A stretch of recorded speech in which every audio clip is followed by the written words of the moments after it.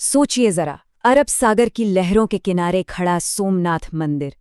ये सिर्फ एक पूजा की जगह नहीं, बल्कि हमारी आस्था और सदियों के संघर्ष का एक जीता जागता प्रतीक है। एक ऐसी कहानी जो भारत की आत्मा की तरह है, जो हर विनाश के बाद और भी ज्यादा मजबूती से खड़ी हो जाती है। यही तो वो सवाल है जो किसी को भी हैरान कर दे। एक ऐसा विरोधाभास जो हमें सोमनाथ के बार बार टूटने और फिर से जुड़ने की इस अविश्वसनीय कहानी के पीछे की शक्ति को समझने के लिए मजबूर करता है। आखिर ऐसा कैसे हो सकता है? जरा कल्पना कीजिए उस खौफनाक मंजर की। साल था 1025। महमूद गजनी की फौज मंदिर में घुसती है, हजारों रक्षक और श्रद्धालु मारे जाते हैं और मंदिर की सारी भव्यता को मलबे में बदल दिया जाता है। लेकिन ये सोमनाथ का अंत नहीं था। ये तो विनाश और पुनर्जन्म के 1000 साल लंबे चक्र की बस एक शुरुआत थी। लेकिन इस हिंसक इतिहास की परतों के नीचे ना एक बहुत गहरी पौराणिक कहानी छिपी है। आखिर सोमनाथ की नींव में ऐसा क्या था जो इसे इतना खास, इतना अमर बनाता है? आइए उस कहानी को जानते हैं। तो देखिए, स्कंद पुराण में कथा आती है।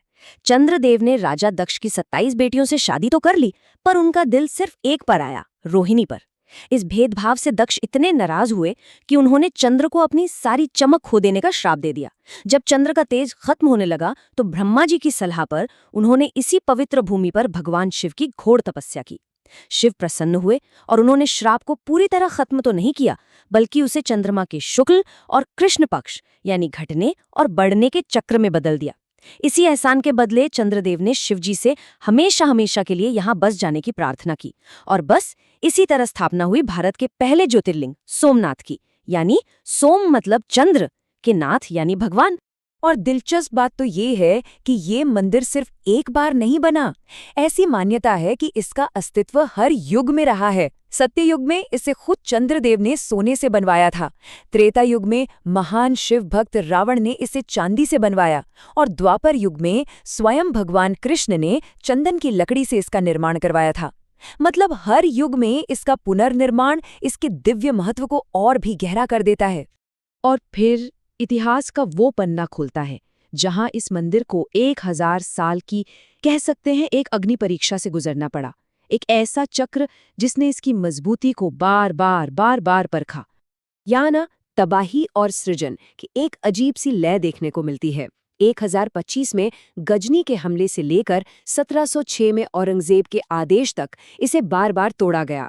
लेकिन हर विनाश के बाद राजा कुमारपाल और रानी अहिल्याबाई होलकर जैसे शासकों ने इसे फिर से खड़ा किया, और आखिरकार 1951 में आजाद भारत ने इसे इसका वो गौरवशाली स्वरूप दिया जो हम आज देखते हैं। ये दो ताकतों की, दो अलग अलग सोच की सीधी टक्कर थी। एक तरफ गजनी, खिलजी और औरंगजेब जैसे हमलावर थे जिनका एक ही मकसद था, इसे मिटा देना। और दूसरी तरफ कुमारपाल, अहिल्याबाई और सरदार पटेल जैसे दूरदर्शी लोग थे जिन्होंने इसकी आत्मा को, इसकी विरासत को कभी मरने नहीं दिया। तो चलिए, इतिहास के इन पन्नों से आगे बढ़कर अब हम कदम रखते हैं सोमनाथ के उन रहस्यों की दुनिया में जो आज भी विज्ञान और तर्क को सीधी चुनौती देते हैं। ये सवाल हमें सच में सोचने पर मजबूर करता है। क्या इन पहेलियों के पीछे कोई भूला बिसरा विज्ञान है, कोई खोई हुई टेक्नोलॉजी, या फिर ये वाकई में किसी दैवीय शक्ति का प्रमाण है? चलिए देखते हैं। सोमनाथ की दीवारों में न जाने कितने रहस्य दफन हैं। पुरानी कहानियों के अनुसार यहाँ का शिवलिंग कभी बिना किसी सहारे के हवा में तैरता था। ये भी माना जाता है कि यहीं कहीं पौराणिक स्यमंतक मणि छिपी हुई है। मंदिर का बाण स्तंभ तो एक ऐसा ज्ञान रखता है जो उस जमाने में लगभग असंभव लगता है। और तो और, हाल ही में जमीन के नीचे एक 3 मंजिला इमारत मिली है, और लोग कहते हैं कि समुद्र खुद इस मंदिर की रक्षा करता है। जरा इस बात पे गौर कीजिए। 6ठी शताब्दी के इस स्तंभ पर लिखा है कि यहाँ से अंटार्कटिका तक एक सीधी समुद्री रेखा में कोई जमीन नहीं है, और ये बात भौगोलिक रूप से बिल्कुल सही है। सबसे बड़ा सवाल यही है कि आज से 1400 साल पहले बिना सैटेलाइट या आधुनिक नक्शों के ये ज्ञान उन्हें मिला तो मिला कैसे? और रहस्य यहीं खत्म नहीं होते। अभी हाल ही में, मतलब 2020 में, IIT गांधीनगर की टीम ने रेडार तकनीक से मंदिर के ठीक नीचे एक 3 मंजिला ढांचे का पता लगाया है। ये क्या है? क्या ये कोई पुराना मंदिर है या कोई गुप्त तहखाना? इसका राज खुलना अभी बाकी है। तो चलिए अब इस कहानी को वर्तमान में लाते हैं, देखते हैं कि आज के भारत के लिए सोमनाथ मंदिर के क्या मायने हैं।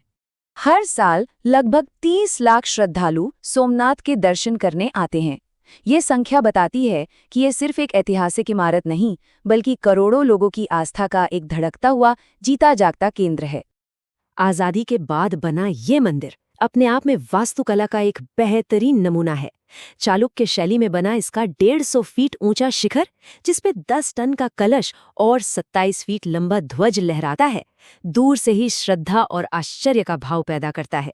और मंदिर का प्रभाव सिर्फ आस्था तक ही सीमित नहीं है। ये वेरावल और आसपास के पूरे इलाके की अर्थव्यवस्था की रीढ़ की हड्डी है। पर्यटन से लेकर स्थानीय व्यापार तक सब कुछ इसी मंदिर के इर्द गिर्द घूमता है, जो पूरे समुदाय को सहारा देता है।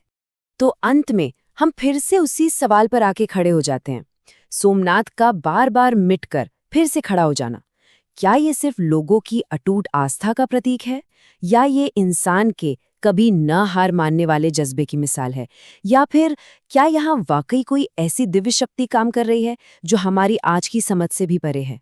शायद इसका जवाब इतिहास, आस्था और रहस्य के इसी संगम में कहीं छिपा है।